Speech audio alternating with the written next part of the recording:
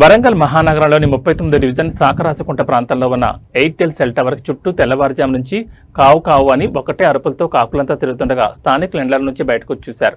Cell tower కి కాకి యాలాడుతూ కనపడింది. వెంటనే స్థానికులు ఫైర్ ఆఫీస్ కు ఫోన్ చేశారు. ఫైర్ సిబ్బంది స్పందించి వాహనంతో అక్కడికి చేరుకున్నారు. టవర్ కు వేలాడుతున్న కాకిని చూసి చాలా రిస్క్ తో తన ప్రాణాలు సైతం లెక్క చేయకుండా ఫైర్ మెన్ ప్రసాద్ తన ఆఫీసర్ సూచనల మేరకు తోటి సిబ్బంది సహకారంతో టవర్ ఎక్కి కాకిని రక్షించాడు. కాకిని కాపాడగా అక్కడి నుంచి కాకి చాలా సంతోషంగా ఎగిరిపోయింది. అక్కడున్న స్థానికులు ఫైర్మెన్ ప్రసాద్ అభినందించారు. ఫైర్ ఆఫీసర్ నవీన్ సిబ్బంది పాల్గొన్నారు.